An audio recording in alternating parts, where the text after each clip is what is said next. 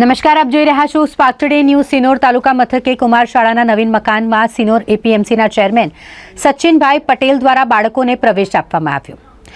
સિનોર તાલુકા મથકે કુમાર શાળાનું હાલમાં જ નવનિર્માણ કરવામાં આવ્યું છે, જેની કામગીરી પણ સંપૂર્ણપણે પૂર્ણ થઈ જતા તાજેતરમાં જ નવીન મકાનનું લોકાર્પણ કરવામાં આવ્યું હતું। હવે નવનિર્માણ પામેલ નવીન મકાનમાં સિનોર એપીએમસીના ચેરમેન સચિનભાઈ પટેલની ઉપસ્થિતિમાં બાળકોને પ્રવેશ આપવાનો કાર્યક્રમ યોજાયો, જેમાં સિનોર ગ્રામ પંચાયતના ડેપ્યુટી સરપંચ નીતિનભાઈ ખત્રી, ગ્રામ પંચાયતના સભ્યોની ઉપસ્થિતિમાં સિનોર એપીએમસીના ચેરમેન સચિનભાઈ પટેલ દ્વારા બાળકોને નવીન મકાનમાં શાળા પ્રવેશ આપવામાં આવ્યો હતો।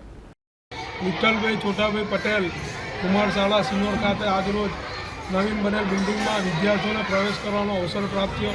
આ પ્રસંગે મારી સાથે ગામના ડેપ્યુટી સરપંચ નીતિનભાઈ ખત્રી, એપીએમસીના ડિરેક્ટર જયેશભાઈ, સિનોર ગ્રામ પંચાયતના ન્યાય સમિતિના અધ્યક્ષ શૈલેષભાઈ, મારા સાથી ડિરેક્ટર વિજયભાઈ, સનાભાઈ, રોબિનભાઈ, આચાર્યશ્રી તેમજ શિક્ષકગણ અને વિદ્યાર્થીઓ ઉપસ્થિત રહ્યા।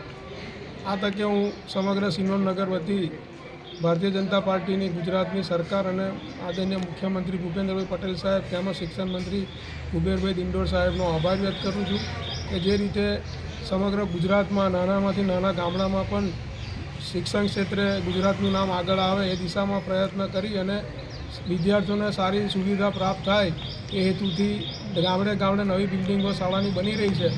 આજે સિનોરમાં પણ આ શાળાનું લોકાર્પણ થયું અને વિદ્યાર્થીઓને જે પ્રવેશ અપાયો છે તે બદલ હું સમગ્ર ગુજરાતના ભારતીય જનતા પાર્ટીના કાર્યકરો વતી પણ ગુજરાતની સરકારનો આભાર વ્યક્ત કરું છું।